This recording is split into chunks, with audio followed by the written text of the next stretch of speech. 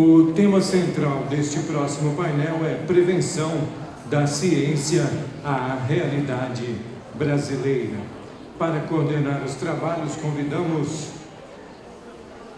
do Escritório das Nações Unidas sobre Drogas e Crime, a doutora Nara Santos.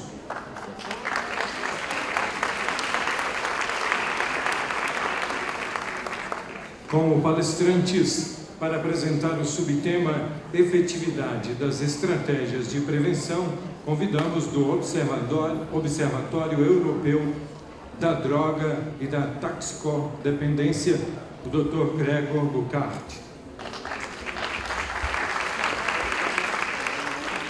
Para apresentar o subtema A Influência do Contexto Sociocultural na Prevenção, convidamos da Universidade Federal de Santa Catarina a professora Daniela Ribeiro Schneider.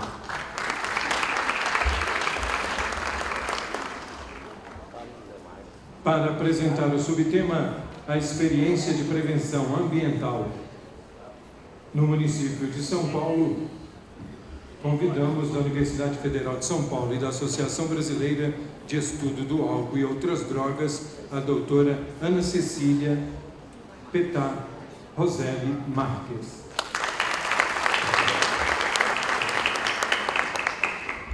Tem a palavra, doutora Ana. Bom, gente, boa tarde. É uma satisfação enorme, como representante do NADC, poder participar de um evento como esse. Eu quero agradecer o convite para participar da mesa. Antes de falar sobre o tema aqui, os temas que vão ser tratados nessa nossa mesa, eu queria mencionar a importância, ressaltar a importância de um encontro como esse, neste momento, para a gente estar pensando o que está acontecendo também lá fora. Então, a gente vive um momento de intenso debate internacional, porque nós estamos caminhando aí para um processo de preparação para uma sessão especial da Assembleia Geral das Nações Unidas sobre Drogas em 2016, uma UNGAS. Muito se fala sobre a necessidade de se rever as diretrizes internacionais que acabam pautando as políticas nacionais sobre drogas, e esse é um momento. Esse é o momento de se discutir, e espaços que são oportunizados como esse daqui são espaços muito importantes para a gente estar refletindo sobre o que precisa ser levado, né? O que pode ser levado para os fóruns internacionais. Então, esse é o momento, se a gente pensa, se há a ideia de que é preciso rever, esse é o momento de rever, esse é o momento de se levar subsídios para as discussões nos fóruns internacionais. Bom, hoje, pela manhã, na mesa de abertura, o nosso representante mencionou esse documento, as diretrizes internacionais sobre prevenção do uso de drogas. Esse foi um documento lançado no ano passado pelo NADC, durante a Comissão de Narcóticos em Viena, a reunião da Comissão de Narcóticos em Viena. Ele representa um esforço, não só do NADC, mas de diversas instituições, em buscar nas evidências, a partir das evidências disponíveis, sistematizar recomendações para o campo da prevenção. E o que é interessante, assim, ele é estruturado por etapas, por ciclos na vida das pessoas. Então, para cada etapa, há uma breve descrição do que há de intervenção, do que se pôde observar em estudos sobre intervenções no campo da prevenção, buscando destacar evidências tanto da efetividade, mas o que é importante também, acho que isso vai estar bem na fala do Gregor, aqui que vai começar a falar na mesa, daquilo que também não funciona, ou mesmo tem um efeito iatrogênico, um efeito muito diferente do que se espera. Então, há evidências, é importante considerar essas evidências, mas é importante também considerar que o processo de adaptação dessas evidências não é um processo simples. É um processo complexo, ele demanda um esforço, um investimento, e uma seriedade para buscar uma adaptação dos instrumentos, uma adaptação que faça algum sentido para a lógica do local, para quem vai aplicar essas intervenções no âmbito local. E aí eu acho que vai passar um pouco pela fala da doutora Daniela, que participou do processo, vem participando do processo de adaptação de algumas metodologias que são propostas por esse documento. E os desafios mesmo do âmbito local, a gente aprofundar ele a partir da experiência da doutora Ana Cecília, o que a gente pode ouvir aí no sentido contrário da experiência local para essas diretrizes internacionais, porque a gente também precisa fazer a escuta nos dois sentidos, tanto porque há de evidência no cenário internacional, mas também a partir das experiências locais na prática, né? Então, eu passo a palavra agora para o Gregor, que vai do Observatório Europeu, que vai falar sobre a efetividade das estratégias de prevenção. Eu falo embolado às vezes, me avisem se não se entende mais nada. Então, a trágica da prevenção consiste basicamente nessa ilusão humana de acharmos que somos homo-racionais, que tudo que fazemos com o neocórtex e fazemos só decisões puramente racionais. E por isso, muita gente em prevenção acha que prevenção ou basta fazer informar e as pessoas vão tomar comportamentos protetivos. Ou que se podem ensinar competências de risco.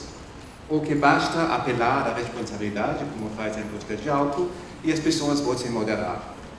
Tudo baseado na ideia de que o indivíduo toma decisões livres por si só mesmo. Mas, então, por que tomamos todos nós, ou nos engajamos em comportamentos que sabemos perfeitamente que são nocivos? Porque, na verdade, não avaliamos prós e contras antes de tomar um comprimido numa discoteca. Na verdade, e sabemos isso há muitos anos, nós, em boa parte, actuamos, em primeiro lugar, intuitivamente, emocionalmente, impulsivamente, e depois inventamos os motivos racionais das nossas ações. E as inventamos. Muitas vezes não tem nada a ver com as razões verdadeiras. Na verdade, temos uma aproximação automática a certos estímulos. Depois temos, em cima disso, temos uma inibição de impulsos fraca, que já foi mencionada, então cria um certo viés de atenção, que faz com que até comemos coisas que não queremos comer, porque está em todos os lados, vemos em todos os lugares, etc. Tem vários estudos que demonstram que esse viés de atenção explica a obesidade, por exemplo. Então, um exemplo, nessa fotografia, um homem ou uma mulher olharia talvez aqui. Um homem hétero olharia para aqui. Alguém que bebe muito álcool olharia só aqui, em primeiro lugar. O clássico viés de atenção. Com esse viés de atenção consigo, sei que nós temos conta, actuar, desencadear certos comportamentos. Pense então na consequência. Novas substâncias psicoativas na União Europeia. Quase ninguém consome, mas a grande histeria dos políticos europeus e até a Comissão Europeia coloca um tweet no Twitter dizendo que todos os jovens têm que saber sobre essas substâncias, que têm que ser informadas e têm que fazer mais campanhas de mass media, sobre as quais sabemos que não funcionam ou que são nocivas. E colocam isso até no tweet. Mas sabemos também que, por exemplo, mesmo se consigo associar experiências negativas ao estímulo, tipo, ensinar as pessoas álcool é mal, o que aparece depois de alguns meses com memória é álcool só. Então eu desvio o estímulo da atenção a uma certa coisa, por mais que o estímulo seja negativo. Então, o que se faz? O que se deve fazer em prevenção? Sempre tem na literatura aquilo que as intervenções devem se basear em teorias robustas, que também aparece num recente livro publicado aqui no Brasil. Só que o que significa? Esse, por exemplo, é o modelo teórico, o modelo de atuação do Unplugged. Aqui no Brasil estamos juntos. Tem o que em redondo são teorias, tem 5 teorias sólidas nesse programa. Então, eu posso pegar qualquer teoria e aplicá-la a muitos programas. Ou, em outras palavras, as teorias às vezes são como a Bíblia. Eu posso justificar atrocidades e coisas boas com elas. E para o prático, que tem de fazer prevenção, precisamos de lhe dar umas coisas mais concretas, que componentes colocar nas nossas intervenções, que fazer concretamente. Um passo adiante foi um recente artigo em Implementation Science que diz: os comportamentos são determinados por 3 grandes coisas: capacidade, oportunidade e motivação. Por isso o modelo se chama COM-B, Common Behavior. E classificam vários tipos de intervenções, como vem aqui. Em inglês, simplifiquei. Para vocês, simplifiquei deste modo. Tem 3 grandes grupos: capacitar, informar, impulsionar.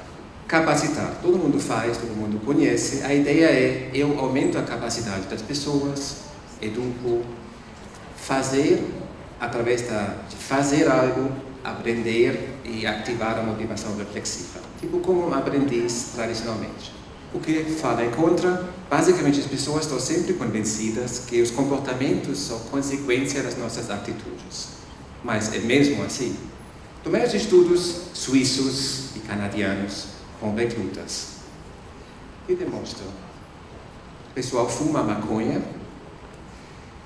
obviamente nota poucos efeitos adversos, e mesmo se houver efeitos adversos, é conhecido que os jovens não aprendem muito com elas, e concluem que tem pouco risco. Mas todo político americano vai lhes mostrar sempre essa curva da inversão das curvas. A curva de percepção de risco é a exata inversão da curva do consumo. Eles sempre dizem: o povo consome porque tem baixa percepção de risco. Mas o que acabo de dizer aponta igualmente e validamente para o povo reduz a percepção de risco porque consome. É aprende que não acontece tanto como dizem nas campanhas de mass media exageradas. Na mesma linha, fumamos maconha, escolhemos os amigos em função disto, e então acreditamos que todo mundo consome. Quem tem um filho que consome maconha vai ouvir essa história. Ele vai dizer: pai, você não tem nem puta ideia do que está passando. Todo mundo consome. E os canadianos, por exemplo, dizem, a juventude canadiana acha que 50% ou mais 50% dos jovens no Canadá estão consumindo maconha. Na verdade, são menos de 25%. Se chama non-narrowing. Eu escolho os meus amigos em função do comportamento e isso molda minhas atitudes e minha percepção do mundo inteiro. Mas também tem experiências positivas. A legislação de fumo, ainda bem que já foi mencionado aqui, nos inibe de fumar, vemos menos fumo, estamos menos expostos, e hoje, anos mais tarde, nos parece um absurdo. Mesmo na Espanha, nos parece um absurdo que havia só 2 anos atrás uns bares onde não veia mais até o fundo de tanto fumo. Hoje nós veríamos um absurdo que tem carros em zonas que são hoje pedonais ou trabalho infantil. E então, hoje, um cartaz assim também não seria mais necessário, exceto talvez em Portugal, porque ninguém mais acha isso necessário, porque as nossas atitudes já são claramente formadas por influências externas. Os pediatras já sabem isso. Os pediatras sabem que criança forma a cognição através de ação. As crianças brincam, jogam, caem. Isso cria a cognição. Por isso, um dos exemplos, porque talvez crianças obesas têm menos êxito escolar, simplesmente porque têm desde cedo menos capacidade de se movimentar, de se exercitar, de fazer experiências, por mais que sejam desastrosas. Então, exemplos dessa forma, desses componentes de prevenção, é treinar competências. Prevention é um programa indicado até para buscadores de sensações e funciona super bem. Unplugged, famoso, que está aqui no Brasil, vai ser apresentado amanhã. Perché Tepetes, um programa de competência só sobre maconha em Catalônia, fortalecer famílias, vai ser apresentado aqui também. São programas importantes, implementados em grande escala aqui no Brasil. E basicamente tudo é life skills. A seguinte, esse é o clássico, o desastre da prevenção. De achar que nós usamos tudo em cognição e motivação reflexiva. A ideia de base é que a informação seria protetiva, que as pessoas mudariam os comportamentos porque estão informados. Mas simples estudos epidemiológicos, um super recente da Suíça, com todos os recrutos da Força Armada Suíça, demonstraram que os consumidores de maconha tinham muito mais conhecimento sobre saúde em geral e sobre os efeitos da maconha que os não consumidores. Então, health literacy, educação de saúde, muito melhor que os não consumidores. E outro estudo com recrutas na Holanda, acho, também os consumidores estavam perfeitamente conscientes dos riscos. Não é que não soubessem, tomavam na mesma. Outra coisa, muitos que harm reduction classicamente consiste também apenas em informar. e acha que isso vai mudar comportamentos. Em grupos altamente vulneráveis pode funcionar, mas na prevenção não mostrou consistentemente efeitos positivos. Exemplos: muitas intervenções em contexto noturno que apenas existem em folhetos, todo mundo sabe, campanhas de mass media, sabemos muito bem que não funcionam para as drogas ilícitas e que são nocivas, em alguns casos, instigando ao consumo. Essas intervenções, como fale com seus filhos, que são todos normalmente oriundos da indústria de álcool, porque sabemos que falar com os filhos sobre álcool não é protetivo, ou esse discurso político que transmitamos mensagens preventivas, como se fosse a questão da mensagem que mudasse o comportamento. E o eterno ProERD no Brasil, que ainda, de novo, outra avaliação em São Paulo mostrou que é olimpicamente ineficaz. Então, qual a limitação dessas duas intervenções? Os limites, as duas estão basicamente focadas no indivíduo. Bem, os programas de capacitação têm parte de como lidar com outros, educação normativa. Muitos deles são só sobre autocontrole, responsabilidade, devolvendo responsabilidade de consumo ao indivíduo, já foi dito aqui, que ele é culpado, moderação, e se dá nenhuma atenção ao contexto, ao grupo, a ofertas, a normas, a publicidade, aos espaços físicos. E qual é o problema com isso? Porque é isso que nos dirige. Um pequeno retorno de novo à neurobiologia.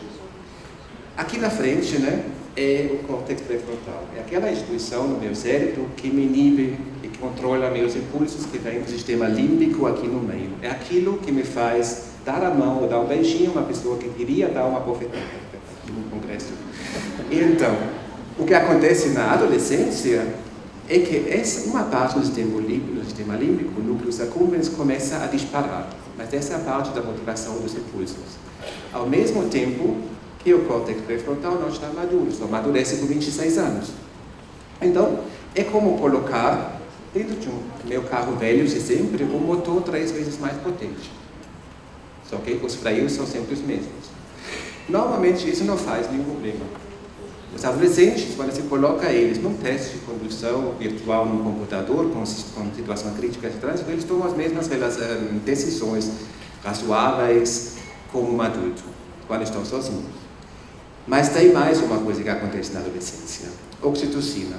As senhoras sempre lembram, porque aquele hormônio que sobe quando dão à luz. O que poucos sabem é que também sobe nos pais quando se coloca o bebê em cima deles. E até esse meu amigo português super excêntrico fica manso como um cordeiro quando se lhe coloca o bebê em cima. Porque a oxitocina faz as pessoas meigas, suaves, compassivas, querem lidar para outros, ligar com outros, estar juntos com outros. É basicamente o antídoto ao machão alfa.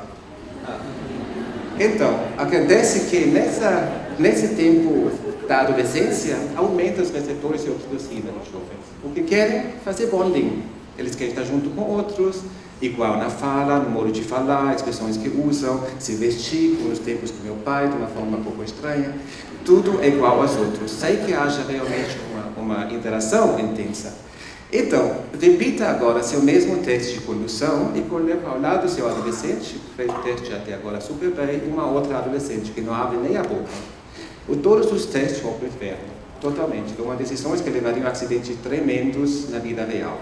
Tanto que o descobridor desse mecanismo, Steinberg, pediu para as leis de tráfico serem mudadas nos Estados Unidos, que um jovem que dirija ou sozinho ou quando está com outros jovens que haja um adulto perto. Porque todos os acidentes fatais em adolescentes são quando tem outros adolescentes no mesmo carro. E os americanos até mudaram a lei penal americana baseada nesses achados. Então, pressão de pares não é que os amigos maldosos do meu filhinho inocente convencem ele de fazer besteira. É a mera presença deles que faz. Eles estão silenciosos. Isso é uma constante. Não podemos mudar isso nos adolescentes. Eles são simplesmente mais impulsivos, procuram riscos, emoções muito mais intensas, como todo mundo sabe, e uma orientação dos pares. E o que conta é o social, e mais nada. Então, isso também faz completamente sentido. Não é uma coisa que estou dizendo que são menos válidos, não sei o quê. Isso é basicamente garantir a sobrevivência da nossa espécie. Porque isso dá status. Olha, um menino que tem 17 anos, que é assim, que tem muito mais status social, muito mais sucesso com as meninas. Eles permitem muito mais uma adaptação rápida aos outros ambientes, por isso imigrantes num outro país dessa idade são muito melhores que os pais em adaptar-se ao novo ambiente, porque sabem exatamente por onde corre o lebre na nova sociedade. E les ajuda a criar controle dos impulsos. Então, dá êxito e se vê as meninas até os 26 sempre escolhem meninos assim. Só depois dos 26, quando o córtex pré-frontal é mais maduro, eles escolhem os mais confiáveis, os mais calmos, feios, tímidos, como eu. Então, mas também já foi mencionado, entre os Tuareg, tipo a genética, o gene ativado para transtornos de déficit de atenção, falta de impulsividade, é muito mais frequente que em outras pessoas, porque entre os Tuareg, no deserto, faz super sentido. Como alguém já mencionou essa manhã, numa zona desfavorecida de São Paulo, faz sentido ser assim, porque eles devem procurar sempre comida imediata, procurar algo, uma recompensa, algum produto imediato. Talvez seja parecido ao deserto da África, nesse sentido. Mas as conclusões. Então, olhem esse pôster. É uma das excelentes de uma campanha mass media hiper estúpida do governo espanhol anterior. Tão orgulhosos eram que até traduziram todas as 4 línguas espanholas. Essa é galego. Então, nota alguma coisa? O chocante é, a partir da meia-verdade, epidemiologicamente, uma adolescente de 13 anos vai ler isso. Nossa, não sou normal, sou 13, nunca transei com ninguém, bêbada. Não sou normal, não estou ok. Os pais talvez leiam isso, essa coisa melosa, isso não deveria ser normal. E estou vendo, embaixo eles mencionam aquilo, fale com seu filho, porque a campanha foi feita pela indústria de álcool. Mas você pode acreditar que, com certeza, leva ao consumo. Então, podemos responsabilizar essa coisa de educar, informar, achar que as pessoas tomem decisões racionais? Não. A informação é bem útil. Para lavar os dentes, para fazer outras coisas que não implicam o contexto social. Mas todas as situações de consumo de substâncias implicam que haja outras pessoas. Uma situação social. E essa é relevante, porque jovens só querem saber o que é normal, aceitável e visível. Contextos sociais, coletivos, e muitas vezes isso não é consciente. Então, chegamos a essa outra parte, impulsionar. Não falar, não persuadir, não educar necessariamente, mas mudar os ambientes com medidas ambientais, mudar as oportunidades físicas, sociais, e actuar mais nas coisas automáticas, que todo mundo esquece na prevenção. Um bom exemplo de uma medida ambiental hiper eficaz é a troca de seringas. Isso foi que salvou a Europa do AIDS. Não falar sobre SIDA, fora sobretudo que dar seringas a todo mundo, sem falar muito. Oportunidade. Claro, o que as pessoas falam contra os motivos. Todo mundo acha que conhecemos os motivos dos nossos comportamentos. Que temos total introspecção. Então, ouço muitas conferências, essas frases hiperpoliticamente corretas, dar um papel ativo e participativo ao sujeito e perguntar o que eles pensam sobre a prevenção. Bem, vamos fazer isso. Os canadianos perguntaram, eles queriam falar mais abertamente com os pais, sabendo que isso não é protetivo. Os alemães dizem que queremos mais informação. A única coisa que sabemos que não funciona. A maioria dos alemães diz que não queremos nada, queremos direito à autodestruição. Os alemães que entram num programa para jovens com infratores de leite e maconha, dizem ao início de entrar no programa sempre, nossa, eu só tenho um vestido inconvencional e alternativo, não sei por que estou aqui. Quando saem, preparam e admitem que escolheram os amigos em função de consumo de maconha, não faziam mais nada que sair com os amigos, ou justo não sair, ficar em casa, não fazer mais nada. Mas não repararam, não tinha nenhuma introspeção sobre as próprias motivações. Outro exemplo, vocês conhecem o teste da toalha? Quando você pergunta às pessoas por que você reutilizaria a sua toalha no hotel, todo mundo diz, óbvio, questões ecológicas, a água, tudo aquilo que coloca nos hotéis.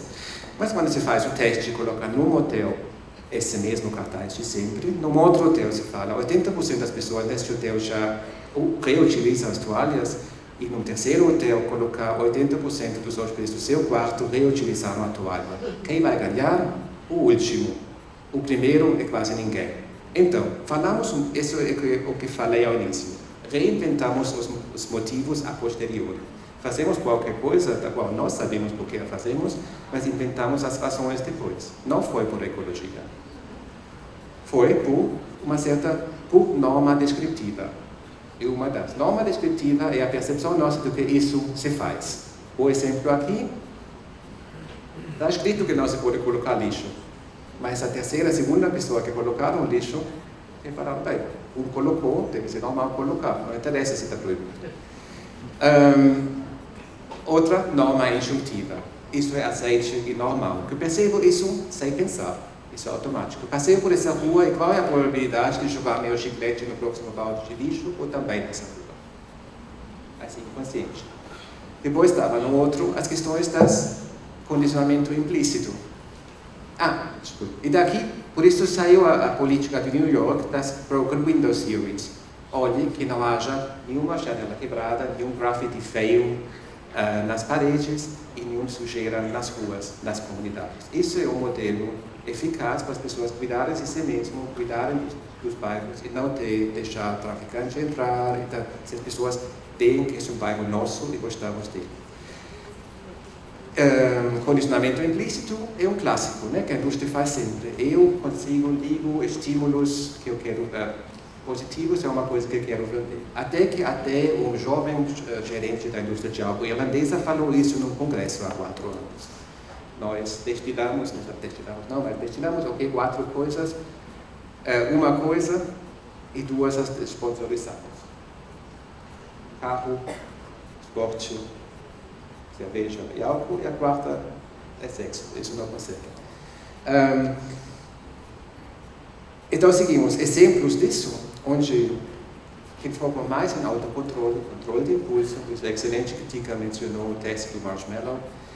Políticas públicas, já foi fartamente mencionado esta manhã pela Vera, não tem nada mais a dizer, regulamentos, incentivos, feedback personalizado às pessoas sobre o que você está fazendo, o seu nível de consumo é além do consumo de outros jovens da sua idade, seu gênero no seu bairro.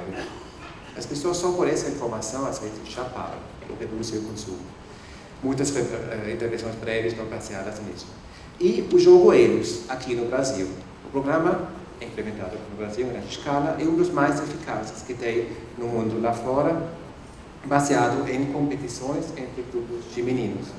Se faz 3, 4 grupos de meninos, diz eles a seguir certas regras, de não falar, de não estudar os outros, etc. E o grupo inteiro que adere a essas regras durante um certo tempo ganha um prêmio. Outros também podem ganhar. Mas se só um menino sai fora, já perde. O que faz com que os meninos se controlam mutuamente, como uma pequena mini sociedade. É muito simples. E por isso, os efeitos enormes que esse programa que tem ainda 11 anos mais tarde, sobre o consumo de drogas, etc. E, sobretudo, é eticamente importante nos mais vulneráveis. Os meninos mais agressivos aí à direita eram os que mais reduziram o consumo e qualquer conduta impulsiva 11 anos mais tarde. Um outro programa importante holandês, chama EAS, consiste em nada mais que em 15 minutos os pais fazerem um tratado entre eles sobre o consumo e os hábitos de sair de casa noturno. Tipo, todos os nossos filhos, às 11 da noite, estão de casa. Para evitar o típico discurso dos meninos, tudo não pode ser, até 3 é o único. O programa reduz claramente o consumo de álcool só com 15 minutos de intervenção dos pais. Sempre, basicamente, controle externo para pessoas conseguirem controle interno. E depois controle parental, uma panóplia de um monte de evidência que isso funciona. Empatia, que todo mundo fala que é importante ao início, bem ao início da vida. Mas nos adolescentes, controle parental é a variável mais importante. E isso dá para ensinar. Então, o que funciona chama de kernels, porque não são programas, são componentes eficazes de programas. Então, se eu consigo que os pais estejam coordenados, custa pouco tempo e esforço. Tirar os meninos que enchem o saco por um certo tempo até eles se acalmarem, como faz fortalecendo famílias. Controle e pressão social, nada mais. Isso é muito mais forte que persuasão, ou a minha convicção, ou ter entendido o princípio de alguma coisa. Ensinar a automotivação e ensinar competências sociais. Então, resumindo, tomar riscos é completamente funcional para adolescentes. Isso não podemos mudar. Falando, apelando, querendo educar. Eles vão tomar e vão aprender, através disso, certas habilidades. Mas em tudo isso, processos cognitivos não têm nenhuma relevância. E liga algo que foi falado aqui. Se você baseia suas atividades preventivas em cognição, você joga forte na desigualdade social. Porque quem não está muito forte em cognição, quem não é muito esperto, não vai receber bem, não vai entender e não vai implementar o que você quer ensinar. E lembrar que nós não regulamos nossos comportamentos livremente. Precisamos sempre, todos nós, um certo andaime por fora. E a chave para toda conduta, já foi dito, é a autorregulação e controle de impulsos. Mas, como diz o GBT, isso pode ser ensinado desde bem cedo. E as crianças em GBT, que eram vulneráveis, tinham os mesmos resultados 11 anos mais tarde que os outros. Isso como uma alternativa ao marshmallow do Chica. E é o controle por outros, normas sociais, e os pais é simplesmente importante, não é fascista, como é dito em alguns países. Isso funciona tanto para drogas, para obesidade, como para delinquência. É tudo a mesma coisa e funciona com os mesmos mecanismos. Então, resumindo, a maioria do que funciona em prevenção é contraintuitivo, o que não pensaríamos em primeiro lugar. Porque parece que todo mundo só pensa em informar e fazer joguinhos com as crianças. O que muitas vezes funciona, essas coisas que não pensamos. Por isso é importante usar programas que são cuidadosamente feitos, e que são às vezes complexos, e precisa aplicar esses com cuidado. Também nos programas excelentes comunitários que tem aqui. Mas tem de tomar cuidado para colocar elementos eficazes nos quais não pensaríamos ao início. E acho que essa aplicação desses programas é a importância das outras duas apresentações aqui. E se eu faria uma política de prevenção, pararia com essa parte de informar, seguiria com de capacitar e daria um pouco mais de importância a essas coisas de impulsionar. Porque essa é super desenvolvida. Por questões meramente ideológicas. Já terminei, desculpa.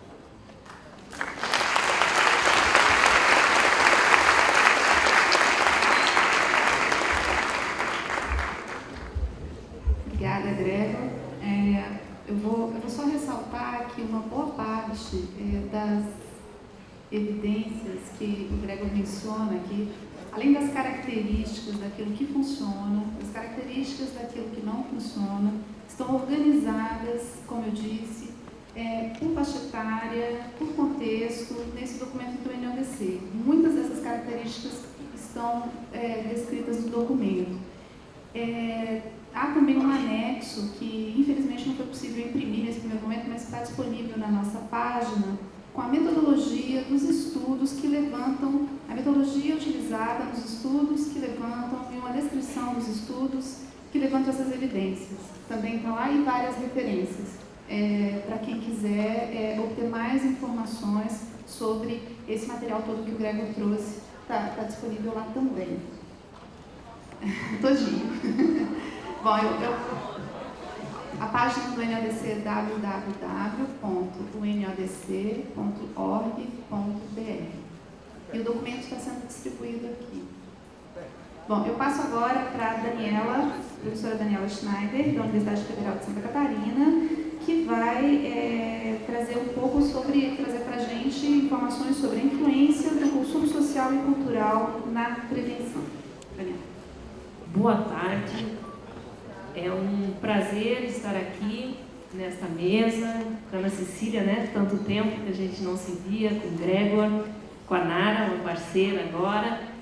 Dizer que eu sou professora da Universidade Federal de Santa Catarina e ajudamos na organização desse evento, e para nós é um prazer e consideramos fundamental a realização em parceria com a SENAD, com o Ministério da Saúde,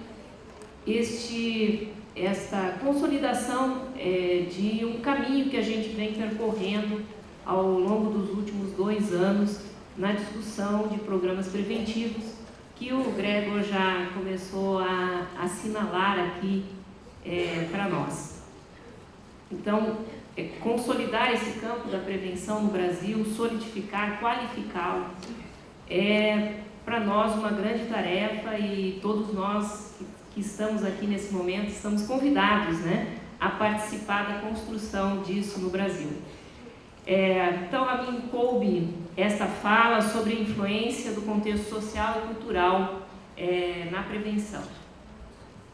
Como introdução ao tema, uma fala mais geral, que eu acho que todo mundo que está nesse auditório aqui já conhece, que é, para falarmos da questão das drogas, temos que pensar na compreensão do fenômeno do uso de drogas, porque esta compreensão ela é definidora para as práticas que vamos implementar.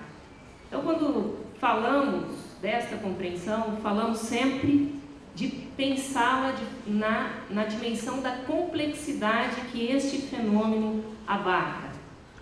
E, apesar disso ser um tema já recorrente, eu gosto sempre de iniciar reforçando esta compreensão, esta racionalidade, que implica, então, essa multideterminação deste fenômeno.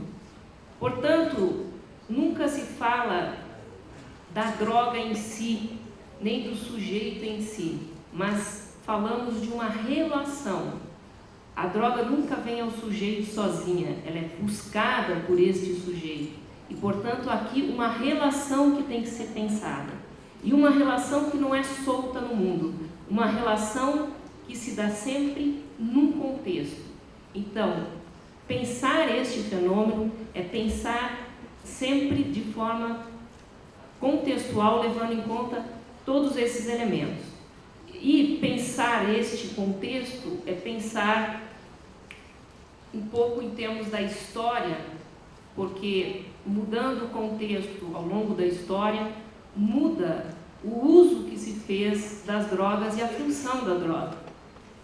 E esse contexto contemporâneo, eu uso um pouco aqui para falar disso, do Frederick Jameson e o David Harvey, para falar um pouco do que é esse contexto contemporâneo. Um contexto onde mudanças no modo de produção vão implicar mudanças no modo de ser dos sujeitos nessa contemporaneidade. Então, marcas desta contemporaneidade é a exigência da instantaneidade. Nós temos que ter resposta no aqui e agora.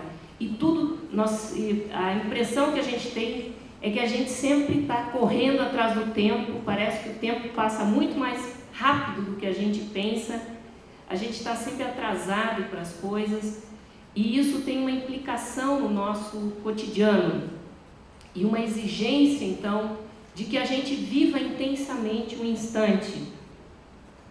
Essa é uma marca daquilo que é a nossa contemporaneidade. Outra marca importante é a descartabilidade. E isso numa mudança da materialidade, né? Hoje, os guardanapos, os copos, todas as garrafas, tudo é descartável, né?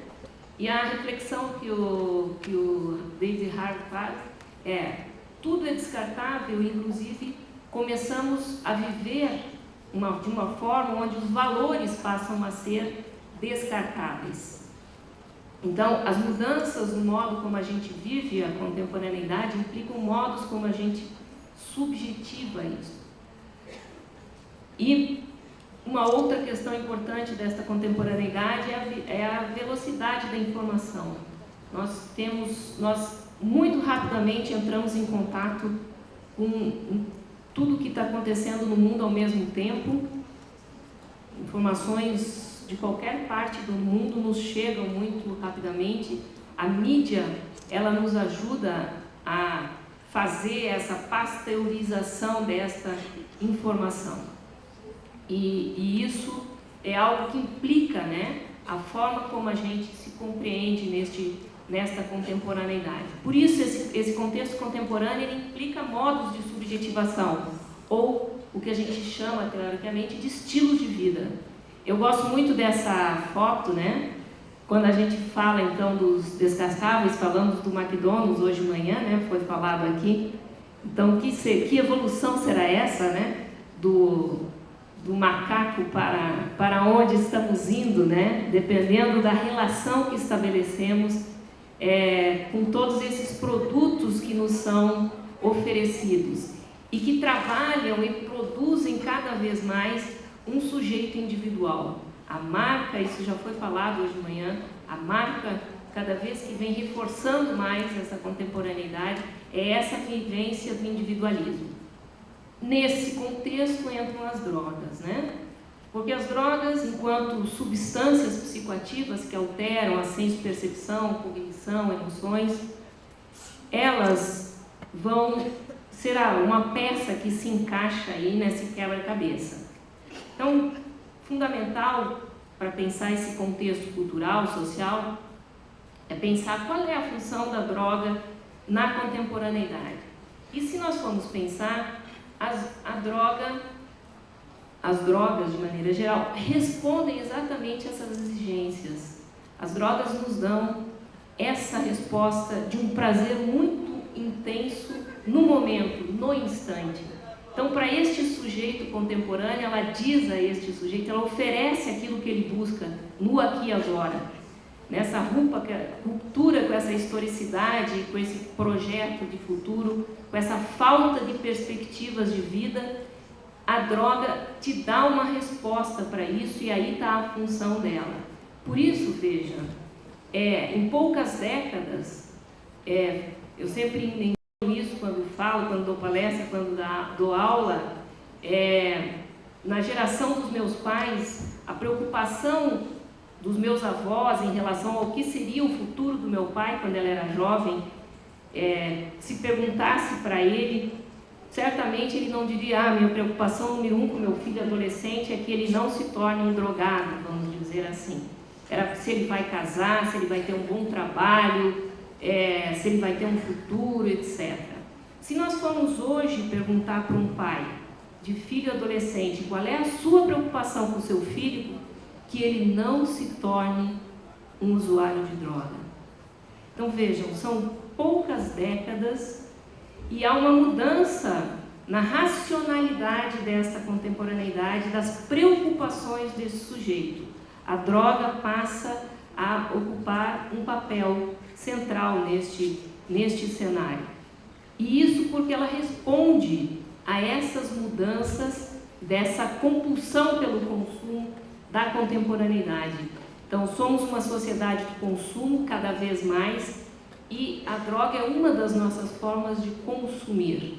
A questão são que essas mudanças culturais, elas vão despregando a droga de um sentido mais cultural, mais coletivo, e esse uso cada vez mais individual vai construindo padrões de uso problemáticos. E, portanto, no imaginário social, a droga passa a ocupar um lugar central. Se a gente for ver alguma das nossas mídias, que a gente sabe a função que elas ocupam, né? Acabam entendendo processos que são muito mais profundos do que simplesmente o consumo da droga, como sendo simplesmente o uso da droga. Então, quando você, por exemplo, pega toda a história de Elise e reduz a morte dela numa tragédia da cocaína, que ali tinha alguma questão muito mais profunda do que simplesmente o uso de uma substância. Ali tinha uma questão de uma Elise que era profundamente sensível, profundamente conectada com esse mundo, muita dificuldade de lidar com o seu lugar de estrela. Ela sempre falava e mencionava isso, né? E aí tem que pensar nesse contexto, mas a gente acaba abordando este processo como sendo simplesmente a droga, né? Então, o que acontece? A visão acaba sendo reducionista e a gente acaba centralizando na droga aquilo que é muito mais complexo do que isso.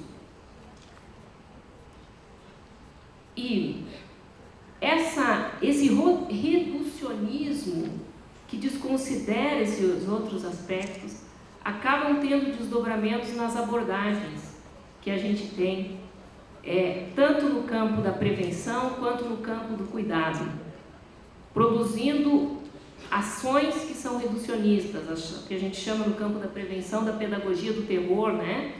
Centrado simplesmente na repressão do uso, ou no campo do cuidado, nos tratamentos que põem a abstinência como um a priori, sem considerar que, ainda que ela seja necessária em muitos casos, sem considerar que muitas vezes o sujeito, o problema é dele justamente não conseguir parar, e o serviço tem que acolhê-lo na sua diversidade. Então, essas concepções reducionistas, né, são muito complicadas, justamente porque não levam em conta todos esses determinantes que são psicossociais.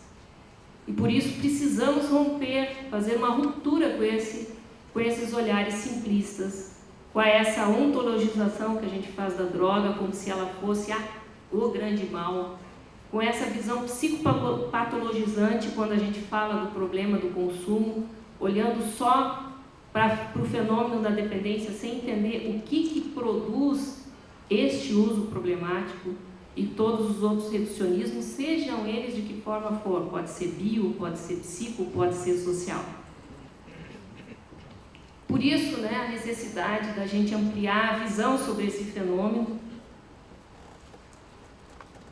E aí eu acho que a gente volta um pouco para aquilo que já se discutia durante a manhã, pensando que é crucial para entender esse fenômeno que a gente chama hoje das determinantes sociais em saúde, que é a compreensão de que aquilo que a saúde é algo que se produz num conjunto de dimensões que são desde das macro dimensões, as condições socioeconômicas, culturais, ambientais, que eu falava há pouco das condições da contemporaneidade, as condições de vida, de trabalho, as redes sociais e os estilos de vida, quando então chegamos às vivências desse sujeito concreto, que vão ter estilos de vida e vão se construir numa determinada direção.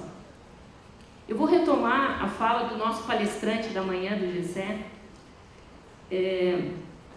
quando ele vai no livro dele sobre a ralé, ele fala dessa violência simbólica que naturaliza as desigualdades, que naturaliza aquilo que é contextual e que produz uma invisibilidade, uma cegueira, né? Diz ele, uma cegueira que reside em não ver o mais importante, diz ele, já falou de manhã, né? Que é justamente a transferência dos valores imateriais. E é nisso, né, que a gente tem que pensar o que é prevenir neste campo. Porque o sujeito, então, é um sujeito que é um sujeito em relação, e essa relação é sempre mediatizada por um contexto, e, portanto, pensar sujeito é pensar esse sujeito integral. E aí eu vou trazer algumas reflexões com vocês, pensando de algumas fotos que eu mesma bati, eu consegui na internet. Eu estava no Rio de Janeiro e fui no Samba do Ouvidor, que é um samba que acontece na rua do Rio. E aí estava lá um amigo de um amigo meu que estava tocando nessa roda, e eu vi essa cena. Então ele estava com a sua filha, e a sua filha estava sentada ao lado, tocando junto com aquele grupo de músicos na rua, tocando um reco-reco, e ao lado do pai, né, os dois se olhavam muito para ver, porque ela tocava exatamente no ritmo. Quando ela saía do ritmo, ela olhava para o pai meio assustada. Se você for olhar o ambiente de forma geral, se vocês forem ver a foto do lado de cá, vocês vão ver que tem pessoas ali bebendo cerveja. É um ambiente que a droga circula. No entanto, aquela relação e aquele lugar que está ali, então a transmissão desta experiência subjetiva, dada naquela relação pai-filha, naquela relação do pertencimento dessa menina a um grupo, de certa forma, suponho eu, né, funciona como um fator de proteção para ela. Então, ainda que ela esteja, veja, num ambiente que tem uso de álcool, mas a função e a maneira como se estabelece essa relação, põe para ela, transmite aquilo, né, que o Gessé falava desta imaterialidade que produz subjetividade, né? Essa é uma outra festa que eu vivi. Eu sou chegada em festa, você já viu, né? Para falar de droga é ótimo. Eu estava na Espanha e fui nessa festa que eu recomendo quem estiver na Espanha. Ela é sempre durante o dia de São Jorge, 23 de abril. É uma festa que comemora a última luta entre mouros e cristãos. Acontece na cidade de Alcoi, na província de Alicante. E é como se fosse um grande carnaval, quem gosta de carnaval. São grupos que desfilam tanto do lado mouro quanto do lado cristão. E eles desfilam nas ruas com toda a pompa e circunstância. E se vocês forem ver, eles trazem sempre as crianças. Então, é assim que a gente aprende, né? Aquela menina estava aprendendo a ser carioca, aqui eles estão aprendendo a ser espanholzinhos, né? A ser alcoianos. E essa experiência, essa vivência, ela se dá nesse cotidiano e nessa relação aí, né? E aqui então eu vou trazer outras fotos. Essas fotos aí foram fotos que circularam na internet de uma fotógrafa alemã, que ela foi autorizada pela família a fotografar a relação de uma família onde os pais eram usuários de droga e a menina, muito novinha, circulava ali naquele meio, né? Acendia o cigarro dos pais, vivia com essa experiência desses pais nesta situação. Ou algumas fotos aqui que a gente pegou do filme e outras da nossa realidade brasileira, de crianças que estão vivendo num contexto muito claro, né? Um contexto social muito claro. Então não tem, vejam, o que eu quero dizer é que não tem como esse contexto sociocultural não ser algo que produz subjetividade e produz estilos de vida, e a função da droga, ela vai entrar ligada a este contexto e a esta condição psicossocial. Por isso, quando a gente fala em prevenção, a gente pensa, entende que o consumo de drogas, ele adquire grande parte da sua lógica no contexto de vida do sujeito. E este contexto, ele pode ser de proteção ou de risco. Nos vários níveis, né? Pessoal, familiar, comunitário, institucional. E trabalhar com prevenção, então, é trabalhar controlando fatores de risco e fortalecendo fatores de proteção, tentando lidar com esses fatores de risco.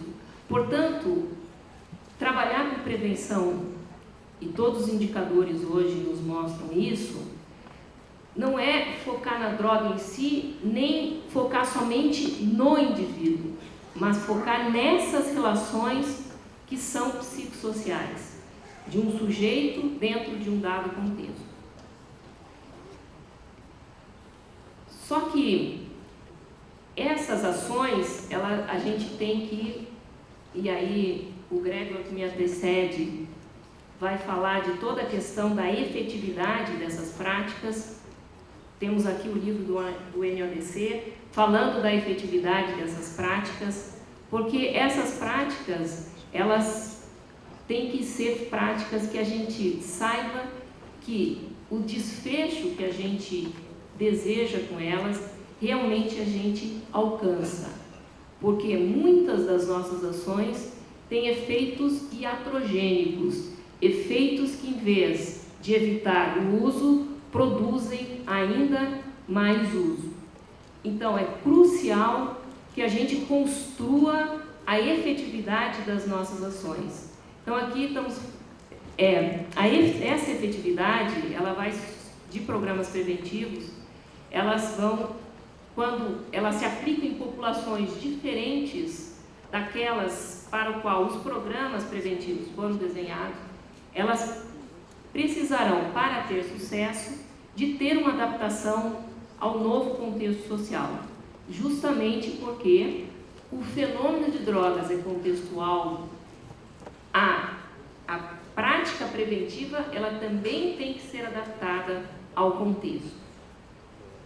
E, portanto, a adaptação transcultural de programas e instrumentos dos instrumentos de avaliação desses programas é algo fundamental para a gente ter medidas válidas, para a gente verificar se realmente aquilo que a gente faz produz o desfecho, se vale a pena investir nisso. Queria dizer mais, quando a gente pensa política pública, a gente tem que pensar políticas públicas que produzam resultados. A gente não pode simplesmente fazer ensaio e erro em políticas públicas. Então, isto é crucial. Fazer programas onde a gente avalia esses programas para ver se eles têm efetividade e fazer uma adaptação para que eles realmente digam respeito ao nosso contexto, ao contexto de onde eles vão ser aplicados. E para isso, então, vou falar rapidamente, nós vamos ter outras mesas que vão falar também dessa experiência, que é esse projeto que já foi mencionado aqui, que está sendo realizado, então, pela Coordenação de Saúde Mental, em parceria com a SENAD e com o NODC, e cujas universidades que estão fazendo o processo avaliativo é a Unifesp, a UFSC e a UNB.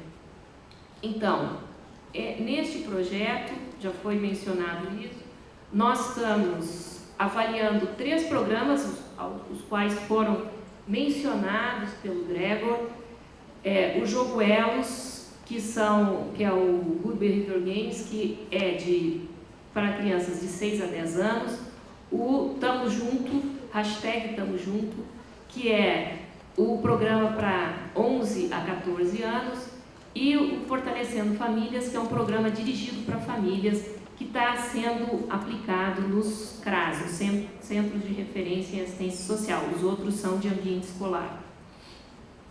Esses ambientes aqui.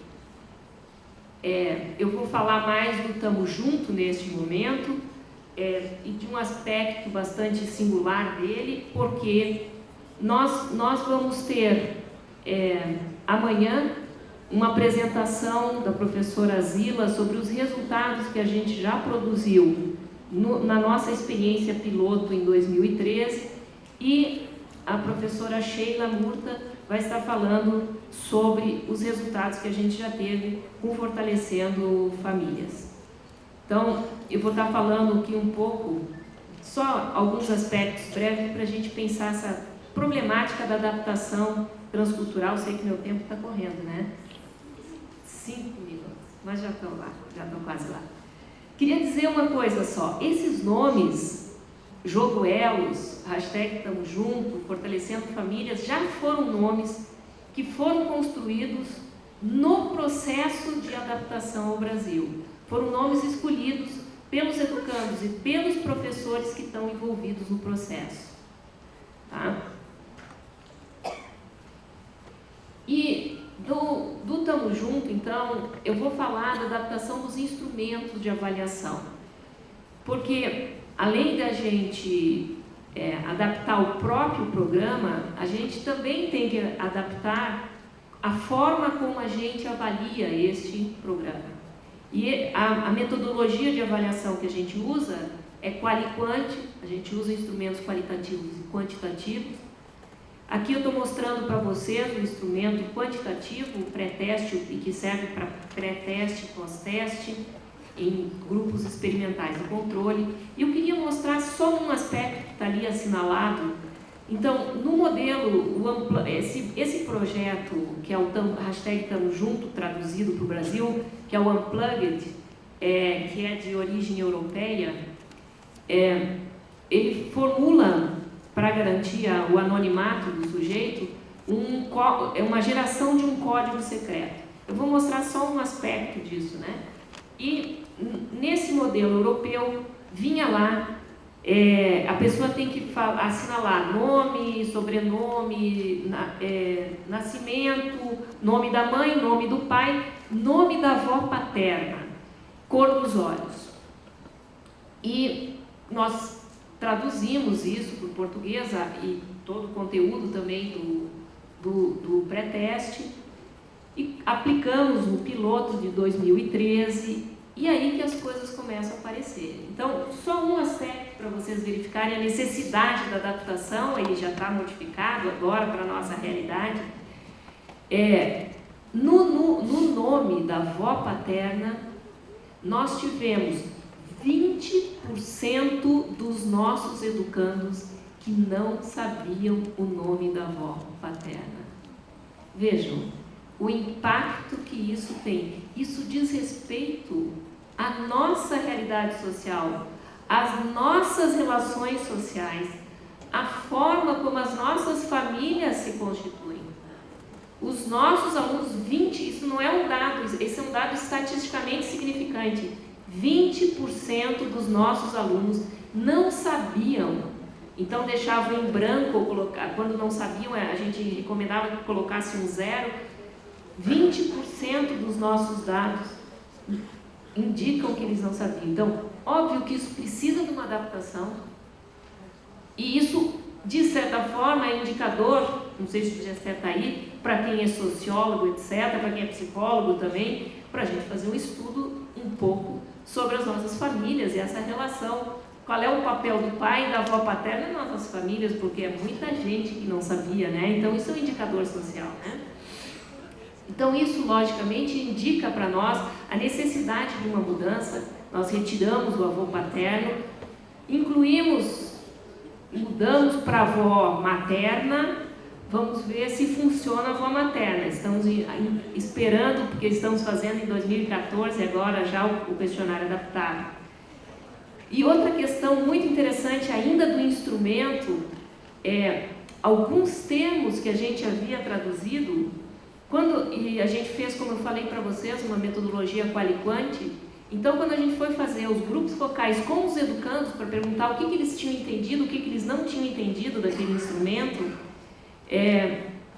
algumas coisas que enviesavam então a resposta e poderiam alterar, né, a avaliação, nos surpreenderam. Por exemplo, eles não entendiam o conceito de probabilidade. Então, lá perguntava: quão provável é que no próximo ano você comece a usar álcool, isso e aquilo? Então, a pergunta era: quão provável é?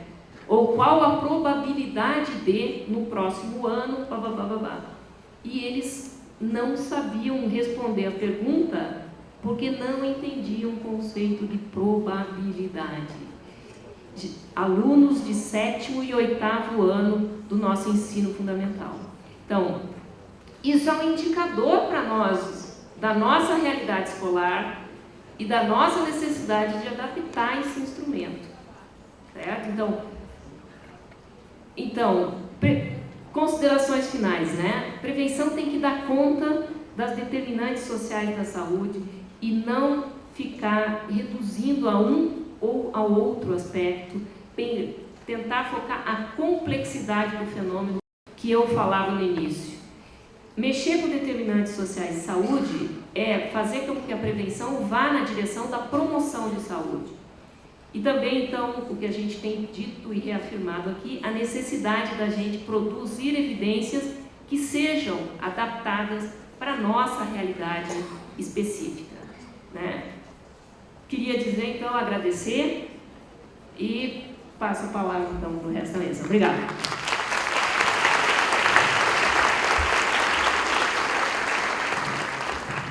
Obrigada, Daniela, por trazer esses elementos aí associados à mediação sociocultural, aos contextos psicossociais, são extremamente importantes, apesar das evidências. Então, a gente observa que o Gregor traz todas essas informações sobre características de intervenções, mostrando aquilo que funciona, o que não funciona, a partir de evidências, mas isso precisa passar, não é só isso que é necessário para a gente poder trazer e propor estratégias de intervenção.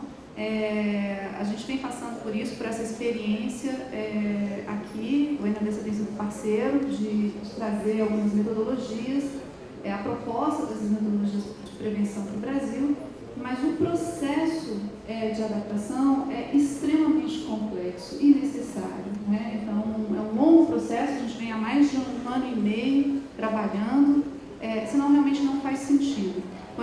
agora para a doutora Ana Cecília Marques, que vai trazer aí uma experiência bem concreta, uma experiência de 8 anos de prevenção ambiental em um município de São Paulo. Doutora Ana Cecília. Obrigada. Então, boa tarde. Queria inicialmente agradecer a organização do Congresso, o Ministério da Saúde, Secretaria Nacional Antidrogas, na pessoa do Leon, que me convidou, não sei se ele está aqui. Dizer que é muito bom apresentar uma experiência de 8 anos, que ainda está no começo de uma política de drogas para um município de 12 mil habitantes do estado de São Paulo, a pelo menos 480 quilômetros da capital, né? Então, lá escondidinho, né, na beiradinha do estado. E mais importante do que isso é saber que o prefeito se esforçou muito, está aqui na plateia, veio ouvir um pouco mais o Jairo Silva. Eu queria agradecer, tá? Agradecer ele ter permitido, né, que a Unifesp, com a sua equipe, fosse lá para Tarumã, né, e começasse a pensar numa política de drogas com a cara do município. Eu queria agradecer a mesa, um prazer estar com vocês também, rever as pessoas e rever um monte de gente que eu vi aqui, professores eméritos, professor Nery e tantos outros. É muito bacana a gente se juntar de novo para poder conversar. Declarar meus conflitos de interesses. Eu nunca recebi nenhum financiamento de nenhuma indústria farmacêutica, indústria do álcool, indústria do tabaco. Eu sou funcionária pública, formada por escola pública do estado de São Paulo e tive bolsa de estudos para fazer medicina, que depois eu tive que devolver, né, para o governo, que ajudou a financiar os meus estudos. É daí que eu venho, né? Eu sou do SUS, eu sou médica do SUS, e continuo fazendo esse meu trabalho até hoje. Acho importante declarar esses conflitos. E aí contar um pouquinho dessa experiência que foi chamada de prevenção ambiental, mas esse ainda não é o nome dessa ideia, né, de trabalhar vários aspectos de uma política para proteger uma cidade, principalmente crianças e adolescentes, do uso de drogas. Um fenômeno humano, né, como a gente já cansou de discutir hoje. Bom, eu também, como a Daniela, não consigo deixar de voltar nas premissas, porque eu acho muito importante chegar a pensar, queria que vocês fossem pensando comigo essa experiência, numa cidade de 12 mil habitantes, 485 quilômetros da capital, e começar a falar de drogas, né? Começar a pensar com as pessoas dessa cidade, todas as pessoas que estão envolvidas, as nossas formiguinhas, tarefeiras do projeto, não são os profissionais da Unifesp, são os cidadãos da cidade, os funcionários, o prefeito, e discutir com eles que o problema não é só a droga. Quando o que a gente sente o tempo todo é que a droga é o vilão. E aí, eu acho que, olhando para as premissas, né, de uma política de drogas, a coisa ficou muito mais complicada, né? Porque era tirar essa espécie de projeção tão simples. O problema é a droga, o problema não é a família, o problema não é a falta de infraestrutura, o problema não é a falta de educação, enfim, o problema não é o meu transtorno mental, né, que infelizmente não foi visto lá atrás, não foi cuidado na infância e evoluiu, e aí a droga entrou e quase que tratou, né? Não, era mudar todo um conceito de uma população, e que é lógico que a gente não mudou, né? Eu não vou contar nenhuma mágica para vocês, a gente está no começo, né? São 8 anos de trabalho e a gente ainda está engatinhando, mas a gente teve que discutir todas as premissas para pensar o fenômeno das drogas. Aí pior do que isso, né, é olhar para Tarumã e ter que achar as especificidades de Tarumã. Então nós tivemos que também, sem trazer nenhum modelo importado, a gente teve que olhar o que estava acontecendo lá, usar o que era disponível lá, né, a gente não conseguiu levar nenhuma tecnologia de ponta do século XXI, infelizmente, né? A gente usou os princípios olhou para as necessidades e usou o que existia em Tarumã para tentar mudar o cenário.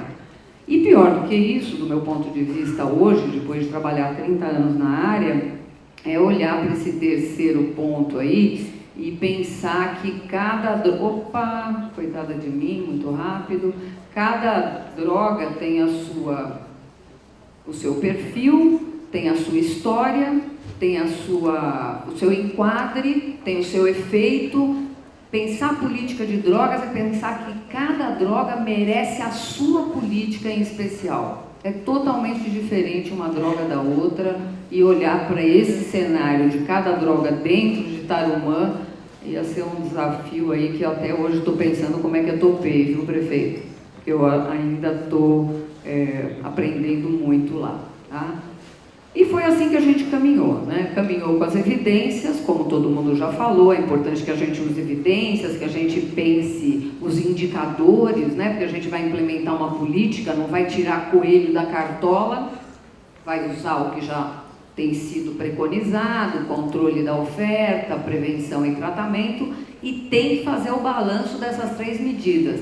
Uma medida só, de forma isolada, infelizmente, não vai dar resultado mesmo, já que o fenômeno exaustivamente repetido é um fenômeno complexo.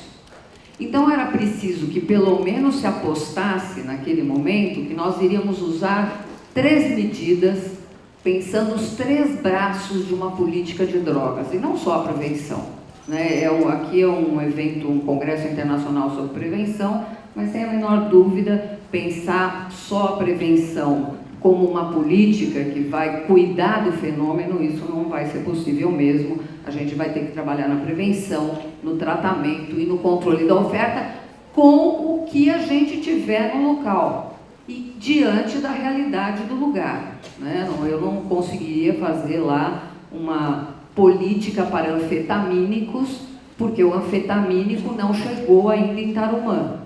Né? Nós não temos drogas sintéticas ainda perambulando em Tarumã, mas a gente tem as outras drogas e era para elas que a gente teria que voltar essa política, que tem prevenção também, e a gente vai falar um pouquinho dela.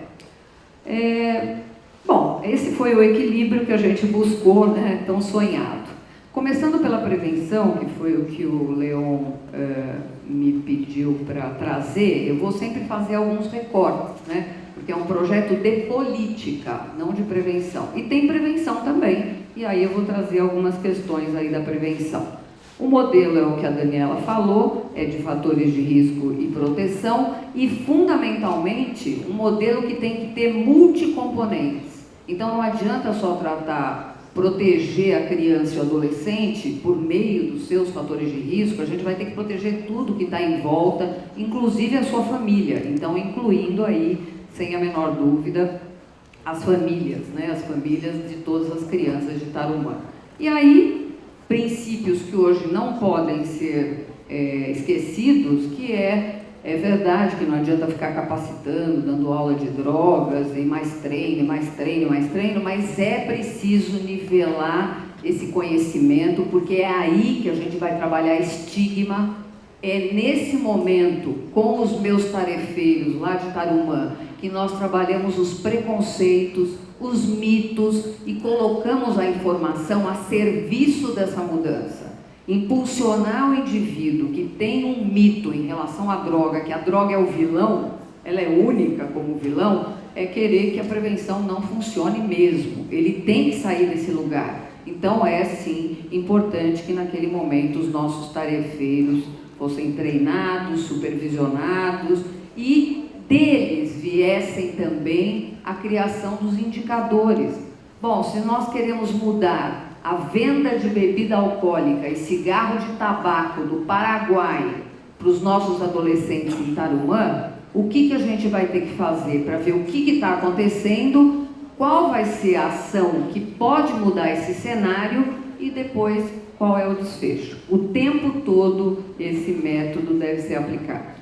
Bom, a gente tentou envolver toda a comunidade, a gente ainda não conseguiu, né? Esse é o braço mais difícil da história, né? A comunidade sempre resiste, ela é difusa, ela se esconde, ela sofre, ela não aceita muitas vezes a mudança, a proposta, e nós ainda estamos caminhando, e eu vou mostrar um pouquinho dessas ações também para vocês. O que eu acho que não pode ser esquecido numa política de drogas, e principalmente na prevenção, é que os gestores têm que se mover na mesma direção. E quando a gente fala de uma cidade de 12 mil habitantes, no interior do estado de São Paulo, nós não estamos falando só do gestor Jairo, porque esse já está se movendo na direção do projeto que ele topou desenvolver. Uma cidade de 2 mil habitantes não tem ambulatório de especialidades, uma cidade de 2 mil habitantes não tem regional da educação, distrito educacional, distrito de saúde, ela vai precisar de todo o seu entorno. E se o entorno não ouvir essa nossa proposta com um outro ouvido, com outro entendimento, sem a menor dúvida, no momento que nós, lá na atenção básica, fizermos a detecção precoce do uso problemático de qualquer tipo de droga, nós não teremos para onde encaminhar o nosso paciente. Então, eu acho que um dado muito importante de quando a gente pensa a prevenção, né, a prevenção aí, no caso secundária, né, o indivíduo já está usando, já está bebendo, já está tendo problema, já está na atenção básica hipertenso, né, a família já está com problema, né, a família já está sofrendo porque esse indivíduo nem quer se tratar e nem acha que o álcool naquele momento é o problema dele. Se nós não tivermos os outros gestores desse entorno, município pequenininho de 12 mil habitantes, a gente não consegue avançar nem com prevenção, nem com tratamento, nem com nenhuma política. Então, eu acho que uma política tem que ser pensada regionalmente. Acho que esse é um dado que a gente já viveu nesses 8 anos e tem tentado resolver alguns problemas. Bom, é preciso que esse projeto, sem a menor dúvida, seja sustentável também. Bom, projeto, ele chama Periscópio, né? Ele começou em 2007 e a pretensão nossa é que até 2016 a gente tenha avaliação desses indicadores, das políticas que eu vou passar a mostrar para vocês agora. Quais foram realmente as ações, e agora um pouquinho de ações de prevenção, mas também não esquecendo das ações de tratamento e controle da oferta. Inicialmente, parece uma espaçonave, mas não é um índice de estabilidade das políticas, porque, como eu falei para vocês, não é um projeto só de prevenção e nós temos várias ações, desde um índice, que é esse fator deles, que é um índice de saúde, de incapacidades e mortalidade precoce decorrente da dependência ou uso problemático de drogas, até pelo menos 4 ou 5 fatores sociais, que aí sim a nossa real prevenção. Então, a gente determinou isso, determinou indicadores e determinou quanto que também nós gostaríamos de diminuir as evidências que nós colheríamos na fase 1 do projeto. Fase 1 do projeto, que é levantamento domiciliar, levantamento censo estudantil, já que felizmente todas as crianças de Tarumã estão na escola municipal, né? Então não tem nenhuma criança fora da escola, a não ser as que são recém-nascidas, obviamente. Então era fácil que a gente fizesse um censo estudantil também para ver a realidade do consumo de drogas e dos outros problemas da cidade. Para vocês terem uma ideia, nesse censo estudantil, nós detectamos que pelo menos 1/3 das crianças tinham algum problema de desadaptação escolar. O que significava isso naquele momento, uma cidade com os recursos que tem? Nós nem tínhamos esse diagnóstico. 1/3 das crianças, ou com problemas para ler, ou para escrever, ou de adaptação mesmo. Crianças que estavam agressivas, que estavam faltando demais, ou que tinham abandonado a escola. Isso é um dos fatores de risco mais importante para qualquer comportamento de risco na adolescência. É a criança que no Fundamental 1, até no ensino infantil, começa a se desadaptar da escola e o diagnóstico fica por fazer. Nesse levantamento, nesse censo estudantil, a gente detectou esse fator de risco e considerou, e por isso que é um método e uma proposta da própria cidade, considerou que esse seria o nosso fator mais relevante, entender não o uso de drogas na adolescência, mas muito antes da adolescência, por que aquelas crianças que sofreriam uma cascata de eventos, se não fossem cuidadas, estariam ali tendo como diagnóstico? Será que era déficit de atenção? Será que era problema familiar, o famoso fator F? O que estava acontecendo ali? E ali a gente parou, né, criou uma avaliação de processo, que foi muito interessante, fizemos um mutirão com uma equipe multidisciplinar que veio de São Paulo, ajudar a equipe de Tarumã a fazer esse grande diagnóstico dessas crianças, considerando esse sim um fator de risco fundamental para protegê-los aí para frente do uso de drogas, de violência, de desestruturação familiar, de qualquer outro comportamento de risco. Eu estou dando esse exemplo porque aí muda, né, a cara do projeto, né? O projeto vai ter que ter a cara da cidade mesmo, senão ele não responde aos anseios da cidade, muito menos os nossos tarefeiros, que são funcionários da própria prefeitura e sociedade civil, se voltariam para aceitar o projeto, para fazer parte do projeto, para considerar que o projeto é de Tarumã. Bom, por último, né,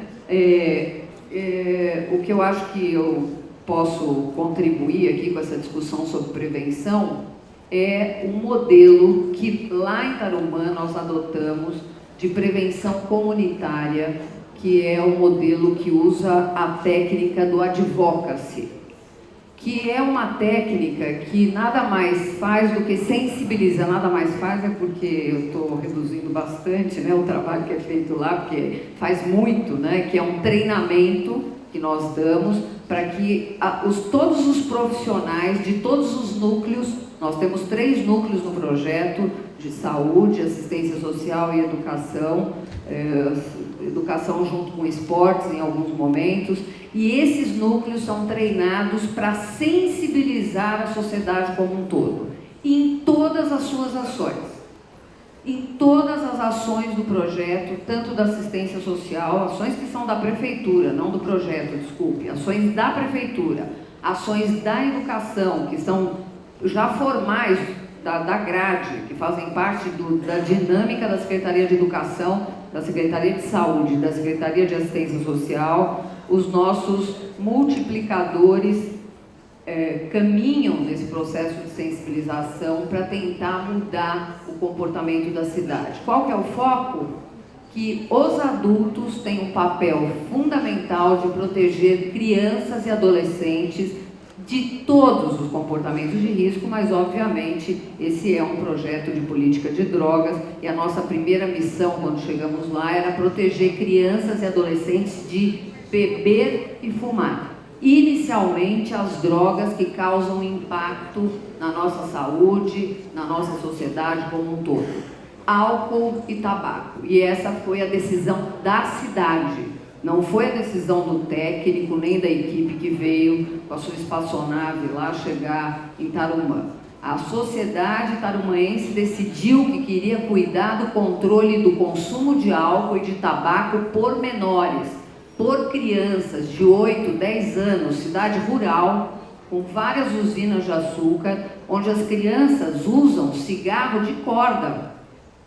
E a cidade decidiu que essas eram as drogas que eles desejariam controlar, né? Controlar, adiar a experimentação. E aí, por meio dessa sensibilização, que foi tem toda uma técnica, né? A gente usou todos os funcionários e a sociedade civil voluntária que fazia parte do projeto, né? Que se voluntariou, e era destinado em todas as ações, como eu falei. Mas a mais importante, que é o exemplo que eu vou dar para vocês, é uma ação que foi feita junto aos bares. Então, como que foi feito um primeiro piloto aí, em relação a esse advocacy, para a gente diminuir o acesso e a disponibilidade de bebida alcoólica e tabaco por crianças e adolescentes. Nós criamos um comitê de monitorização dos bares, formados por funcionários da prefeitura, funcionários do projeto e voluntários da cidade, sociedade civil. Toda a sociedade civil foi convidada a participar, uma cidade pequena, então as ONGs, os conselhos municipais, todos foram convidados a participar, que em duplas, consistindo esse comitê, visitam os bares todos os dias para fazer a sensibilização, falando da lei, tudo que eles aprenderam no treinamento do Advocacy, que é falar da lei, falar o porquê da lei, por que é preciso que a gente adie a experimentação das drogas, o que a gente quer proteger desse indivíduo, nessa criança, nesse adolescente, quando a gente quer que ele deixe para depois essa experimentação, adie ao máximo, como o Gregor falou, um cérebro que só se constitui totalmente, de forma mais protegida, com 26 anos, como o Gregor acabou de nos lembrar. Então, essa equipe vai aos bares e conversa com todos os comerciantes, né? Cidade do interior, não sei se tem muitos representantes aqui da cidade do interior, vocês sabem que bebida e cigarro se vende até no açougue. Então, praticamente, esse comitê visita todos os estabelecimentos comerciais, porque a nossa metodologia hoje é uma metodologia que visitará também o vizinho, né? Não só aquele que vende o álcool e o tabaco, mas os estabelecimentos que estão ao lado dele, fazendo aquele movimento que eu falei para vocês, né? Esse clima de todos se moverem na mesma direção, de como é que a gente deve agir para se proteger e proteger crianças e adolescentes, para que eles adiem ao máximo essa experimentação. Então, isso foi feito primeiro num piloto, né, um piloto que durou 6 meses, e que depois desse piloto nós tivemos, sem dúvida, que mudar a metodologia, porque isso também existe numa cidade pequena, né? Todo mundo é parente e conhece todo mundo, e ir ao bar, conversar com o dono do bar, explicar para ele por que ele não deveria vender cigarro e bebida para menor, muitas vezes causava constrangimento no próprio comitê, porque era o primo dele que era o dono do bar, ou era o vizinho dele que era o dono da padaria, e que dizia para ele que não venderia mais, né? E no final de semana o próprio comitê já percebia que ele continuava vendendo, né? Quando a gente iniciou essa ação, nós fizemos um teste, que é o nosso indicador, que é o teste do comprador misterioso. Treinamos crianças e adolescentes com a permissão do juiz da região, com a permissão dos pais, com a permissão dos professores que acompanharam a ação, e eles fizeram o teste de compra nos bares. E como vocês já devem ter ouvido falar, né, a gente já publicou alguns trabalhos sobre isso, 70% dos nossos jovens compram bebida e cigarro de tabaco sem qualquer constrangimento nos estabelecimentos comerciais em qualquer lugar do Brasil. Então, qual era a nossa meta? Que nós conseguíssemos baixar de 70% de poder de compra para 35%, 40%, e com isso, pelos estudos internacionais, a gente consegue proteger um pouco mais essa população. Então, nós fizemos isso e no nosso índice nós atingimos 68% de poder de compra lá em Tarumã.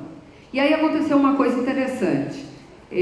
Nós fizemos uma avaliação de processo no meio do caminho, né? Que nós queríamos ver como é que estava essa ação, que eu já disse para vocês que nós tivemos que mudar totalmente o modelo por conta desse resultado, que é a avaliação de processo. E aí o que nós encontramos, né? E nos surpreendeu bastante com tanto empenho desse comitê, com essas visitas, apesar do constrangimento de alguns, etc. A gente substituiu aqueles que não estavam preparados depois desse treinamento aí de advocacy, que não queriam fazer, enfim. Nós fizemos de novo o teste de compra. E aí, ao invés de 68% de poder de compra, os meninos baixaram esse poder de compra, e não foi estatisticamente significante, foi 60%, e as meninas chegaram a 100% de capacidade de compra de bebida e cigarro, independente da idade. 100%. E aí, que eu acho que é uma outra premissa importante, não adianta uma medida só. Né? É lógico que se a gente fizer só o treinamento dos bares, lá dos comerciantes, para que eles não vendam, que a gente pressione, faça esse controle social, né, do acesso e da disponibilidade da droga, a gente não vai conseguir. Porque existem outras ações, óbvio que a gente tem feito também, em outro momento eu também vou poder trazer esses resultados, mas se nós não fizermos pelo menos um tripé de ações, tanto na prevenção, quanto no tratamento e no controle da oferta, a gente não vai conseguir modificar esse cenário. Né? É lógico que as meninas são a bola da vez para consumo dessas drogas, a indústria vai apostar forte para vender o seu produto e as meninas vão estar sujeitas, muito mais expostas, que estão por um movimento feminino mesmo, do mundo, evolução e tudo isso que a gente tem assistido, a mulher vai pagar um preço muito alto, já que ela é muito mais vulnerável que o homem às drogas.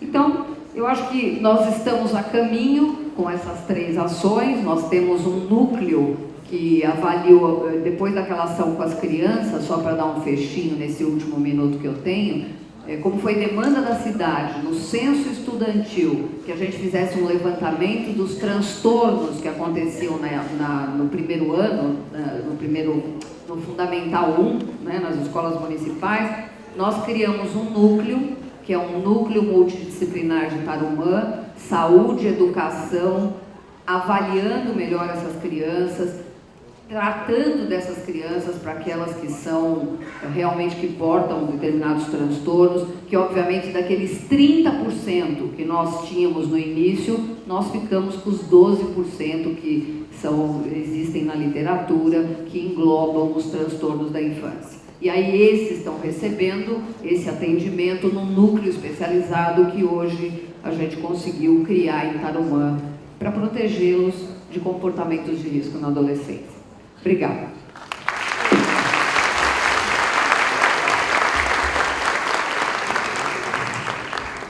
Obrigada, doutora Ana Cecília, por essa exposição, uma experiência concreta. A gente sai aqui do abstrato, do global, que o Gregor traz para a gente, passa aqui pela proposta e pelas reflexões que a Daniela trouxe, e a Ana Cecília com uma experiência bem concreta de 8 anos já, né? Esse trabalho no município local. Bom, a organização me informou que nós teríamos a disponibilidade de tempo para 5 perguntas, então está aberto. Essas 5 perguntas vão ser feitas e, na sequência, a gente devolve para a mesa poder responder. Ok? Meu nome é Eugênio, sou lá de Cascavel. Queria aproveitar um pouquinho da fala da doutora Ana Cecília e fazer um argumento, uma pergunta também ao doutor Gregor. Eu atualmente também estou como conselheiro do Conselho Estadual de Políticas Públicas do Estado do Paraná, representando a Associação dos Municípios daquele estado.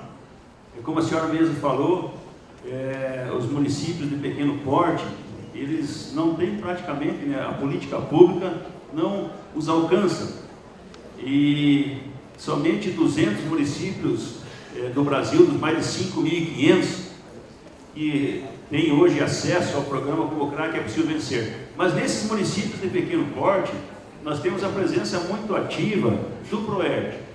Inclusive, o nosso presidente hoje do Conselho, que é o Coronel Dabu, uma pessoa que tem muito respeito da população do Paraná, ele é o atual presidente. E eu queria, para não lhe perguntar para o senhor diretamente o porquê que o senhor falou que o PROERD é eficaz, eu gostaria que o senhor talvez nos respondesse o que poderia então tornar o PROERD mais eficiente. Muito obrigado. Quero cumprimentar a mesa. Ana Cecília, esteve lá no nosso estado, eu sou do Mato Grosso do Sul, presidente do nosso Conselho Estadual. A apresentação do seu estudo traz, para mim, a alegria de ver essa dedicação e o debruçamento sobre questões específicas. Porque estamos já acostumados a importar informações, dados, exemplos e tecnologias que não nos dizem respeito. Em todas essas décadas, temos mostrado a frustração de todas as iniciativas e investimentos. Fica aqui então a pergunta para o Dr. Gregory: na projeção de Tarumã para o cenário nacional, considerando as dificuldades apresentadas, é possível estabelecer que essas dificuldades também se aplicam a nível nacional ou elas são ainda mais elevadas? E a mesma pergunta para a senhora, repito a mesma pergunta, mas gostaria de ouvir falar também sobre a questão da maconha, já que nós temos observado um segmento bem instrumentalizado tentando a regulamentação da maconha no Brasil, considerando que ela já detém elementos para a produção de fármacos à base do canabinol, conforme o decreto 5.912, não precisamos de regulamentar para isso. Mas parece que está sendo usado até como pretexto para a vinculação nacional. Na sua avaliação, diante dessas dificuldades do estudo do álcool, a senhora acredita que o Brasil esteja pronto para a legalização da maconha no contexto que se apresenta? Boa tarde, meu nome é Wagner Martins, sou representante da cidade de Sete Lagoas, Minas Gerais. Sou o superintendente de uma superintendência de política sobre drogas e trabalhamos dentro da cidade de Sete Lagoas muito forte na prevenção. E fiquei também muito surpreso do Dr. Gregory dizer que o PROERD é ineficaz. Dentro do projeto PROERD, colocado na cidade de Sete Lagoas, nós fazemos também o projeto Passos, que é trabalhar com alunos de 6º ou 9º ano. Eu realmente fiquei aqui boca aberta, porque nós conseguimos uma redução da inserção em torno de 20% das crianças do 6º ou 9º ano, ensino fundamental 2. E com isso, nós estamos projetando para o ensino fundamental 1 outro projeto que tem muito a ver com o ELOS. Então eu pergunto, se o PROERD, que é mundialmente conhecido e bem adaptado no Brasil, o projeto ELOS, que é um projeto de incentivo às famílias a cuidarem dos seus filhos, porque hoje o grande problema da drogadição e alcoolismo foi a disseminação da família. E perguntar se nosso problema é tratar a droga ou tratar o ser humano. Boa tarde, Rossini. Represento aqui o Conselho Estadual de Política sobre Droga de São Paulo e no Conselho eu represento a FEDRACT.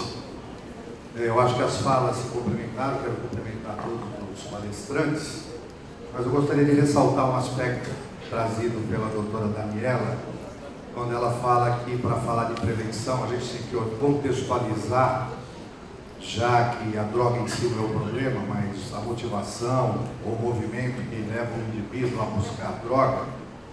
E a doutora Daniela falou aqui, nessa sociedade contemporânea, algo que é fruto dessa modernidade, que é esse vazio existencial. É como um dos fatores, talvez motivadores para o uso. Mas falamos de prevenção, eu acho que nas falas faltou, na minha ótica, uma pequena abordagem. A prevenção é chegar antes. O Dr. Ticanori falou hoje que uma criança aos 3 anos ela já tem um modelo de comportamento aprendido em casa. Mas como trabalhar a prevenção antes disso na família? Como incorporar a família nesse contexto todo para que a gente possa aumentar a efetividade das nossas ações? Obrigado. Boa tarde.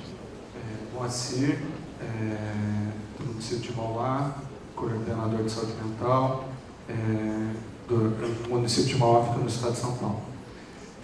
São duas perguntas rápidas. Uma tem a ver com o município pequeno, que eu incluo também os municípios, às vezes, grandes sem grana, né, que não tem dinheiro.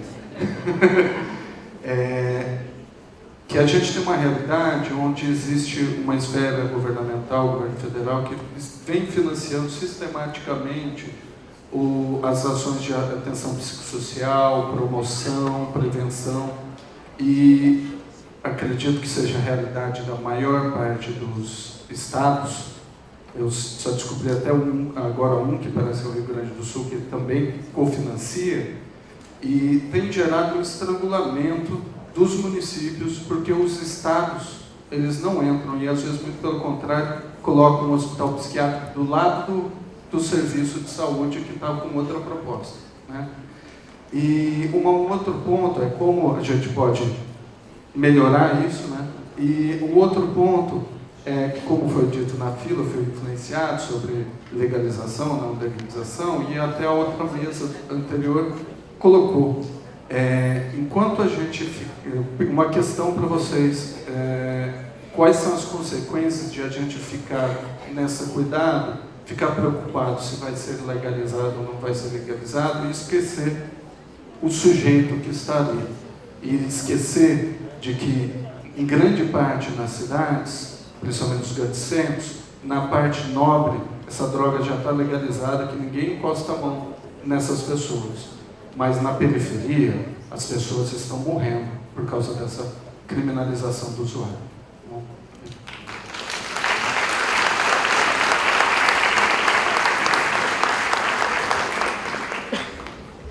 Obrigada pelas perguntas. Eu passo agora para o Gregor, seu primeiro a se pronunciar sobre os questionamentos. Aquela pergunta do Mato Grosso do Sul, se isso seria aplicável a nível nacional, eu não vou fingir que saiba perfeitamente a realidade do Brasil, mas essas coisas mudaram muito. 18 anos atrás, na Espanha, nem aceitaram que álcool fosse uma droga. Quase me expulsaram do país. Hoje em dia, é super comum ter essas medidas em quase todos os municípios espanhóis de controlar o consumo, de fiscalizar a venda por adultos para menores nos supermercados. Então, tem uma rápida mudança cultural e de implementação, porque essas medidas, no fim de contas, são muito mais baratas que implementar programas, de fazer aconselhamento particular e individual, medidas de regulação. Eu acho que o Brasil é um país com bem mais legalidade que muitos países europeus. Onde eu vejo como as coisas evoluem rapidamente, ecologia, ciclismo, não sei o quê. E eu acho que sim que é possível. O Brasil evolui muito e tem muito potencial para isso. E as previsíveis perguntas sobre o ProERD é muito simples. Eu cheguei ao Brasil e ProERD, posso dizer, é um programa que é mundialmente conhecido pela sua eficácia. Basicamente, não tem estudo, uma aplastantíssima maioria de estudos dizem que ProERD simplesmente em nenhum lugar jamais funcionou. Não na Europa, nos Estados Unidos não. Silis Sloboda até que fez uma reedição.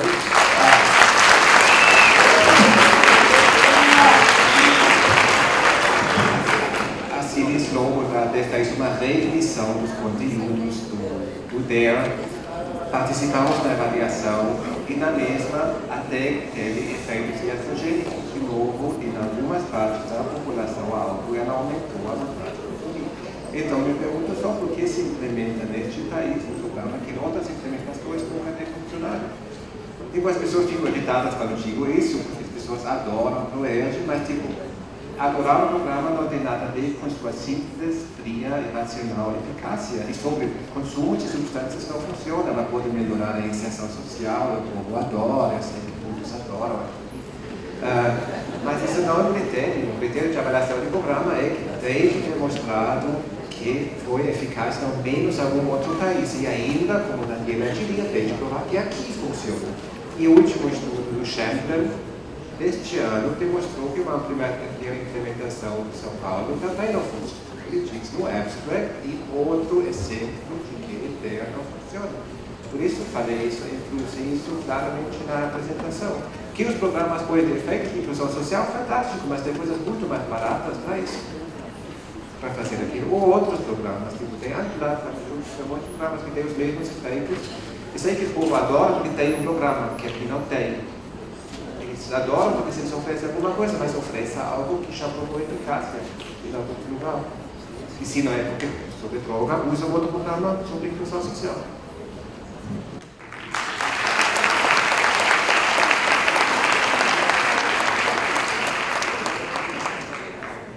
antes de passar aqui para a Daniela, é que houve uma pergunta sobre crianças, como trabalhar a prevenção com as famílias para crianças ali numa faixa etária de 0 a 5 anos, né? Existem metodologias, aqui no Distrito Federal, em parceria com a Senage, nós estamos implementando uma possibilidade, a gente está fazendo um processo de adaptação, enfim, nesse primeiro momento, boa aceitabilidade do programa, é um programa focado em famílias, nós trabalhamos junto às famílias atendidas por 4 centros de referência em assistência social, 4 CRAS aqui no DF, e o enfoque é exatamente pegar essa faixa etária, de 0 a 5 anos, o trabalho é com as famílias. Então, sim, existem metodologias, essa não é a única, existem outras, mas foi uma que, diante das condições, avaliando o contexto, avaliando a proposta, nós chegamos a essa metodologia, a proposta de trazer essa metodologia e fazer o processo de adaptação cultural. Ok? Daniela? Queria inicialmente fazer uma reflexão sobre uma pergunta que não foi para mim. Gostaria de mencioná-la. Uma das pessoas questionou que o melhor era construir algo aqui do que importar. Eu acho que importando ou construindo algo aqui, o que a gente tem discutido é que a gente tem que construir evidências sobre o que a gente faz e adaptar. Veja, mesmo, eu acho que talvez foi até a mesma pessoa que falou do ProERD, né? O ProERD também é um programa importado. Será que a gente não se questiona isso? É um programa hoje disseminado em todo o país, já não vou discutir a sua eficácia ou não, mas me parece, veja, que eu acho que essa mesa, tanto com a experiência que a Ana Cecília nos traz, de uma experiência construída, dirigida para uma realidade específica local, mas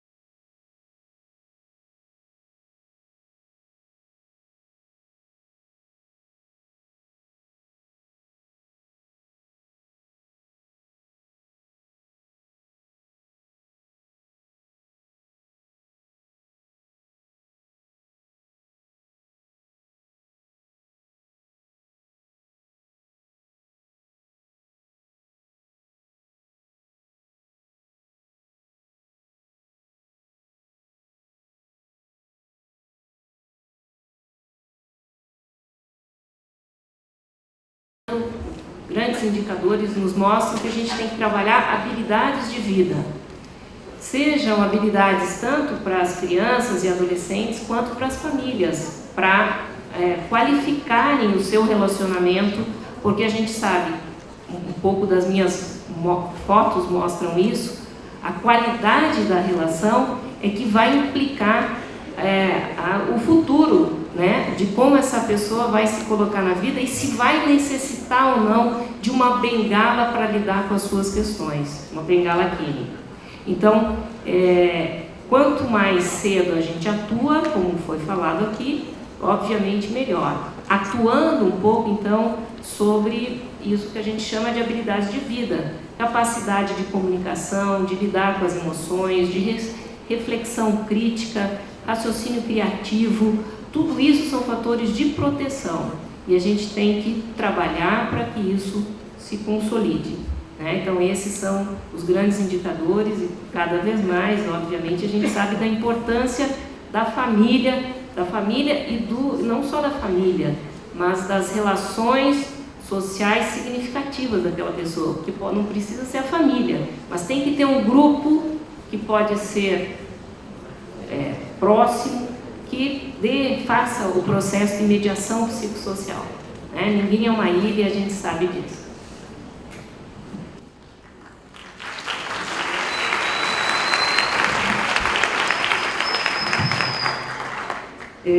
Bom, eu acho que eu vou tentar responder aqui algumas perguntas, voltando para os princípios, porque eu acho que nos princípios da política a gente consegue, pelo menos, direcionar um pouco o caminho que a gente tem que ir para responder se a gente acha que o Brasil está preparado para a legalização da maconha, se Tarumã pode servir como modelo para outras, se é tudo igual em Tarumã e em outras cidades do Brasil. Então, eu acho que os princípios da política dizem assim: a política de drogas ela tem que olhar para a necessidade, para o contexto, para os recursos e para cada droga em especial. Então, eu acho que para responder a questão da maconha, eu vou ter que dizer assim, olha, se um dia a gente quiser legalizar a maconha, se a gente decidir que quer legalizar a maconha, a gente tem que se preparar, aprendendo com os princípios da política, a gente tem que se preparar para legalizar mais uma droga. E se a gente decidir isso, nós vamos ter que nos preparar para isso. Não é o caso do Brasil. Pelos levantamentos, a população não quer legalização da maconha. Quer sim que nenhum usuário seja criminalizado, muito pelo contrário, e quer sim que, se o canabidiol definitivamente for um medicamento eficaz, ele vá ser usado para todos os indivíduos que necessitem dele. Isso o Brasil quer, mas legalizar mais uma droga, nós não temos essa resposta. Então, eu acho que a gente tem que voltar para os princípios. E a última coisa que eu acho que eu posso contribuir é que, assim, até pensando no PROERD, né? É verdade, o Brasil acabou adotando o PROERD, mesmo não funcionando nos Estados Unidos há 25 anos atrás. Eu participei dessa discussão no Conselho Estadual de Drogas do Estado de São Paulo. A gente não queria que o PROERD viesse, não é porque a gente não gosta do PROERD, é porque a gente sabia que o PROERD não tinha sido eficaz em nenhum lugar onde ele foi usado. Mas aí o brasileiro, que é tão criativo, por que ele não pegou o PROERD e transformou o PROERD num programa para o Brasil, que tem a cara do Brasil, ou que, por enquanto, cobre os nossos buracos? E a última coisa é o seguinte: política e lei caducam. E a gente vai ter que acompanhar a evolução disso tudo, incorporando todas as nossas angústias, os nossos achados, as evidências disponíveis, e o que o Brasil decidir. Porque não dá para usar uma lei velha, não dá para usar uma política velha no mundo de hoje, porque não vai funcionar. Então, acho que, no final, eu não respondi diretamente, mas eu voltei aos princípios, e acho que os princípios, por enquanto, estão valendo, e a gente pode melhorar as coisas sim.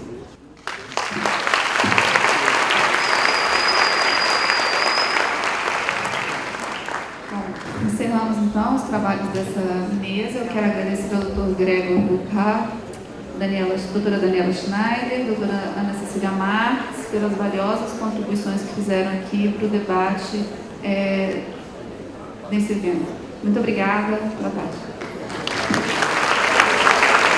Obrigado, senhora Nara Santos, oficial do Programa do Escritório das Nações Unidas sobre Drogas e Crime, pela coordenação. Obrigado, senhoras. Obrigado, senhor.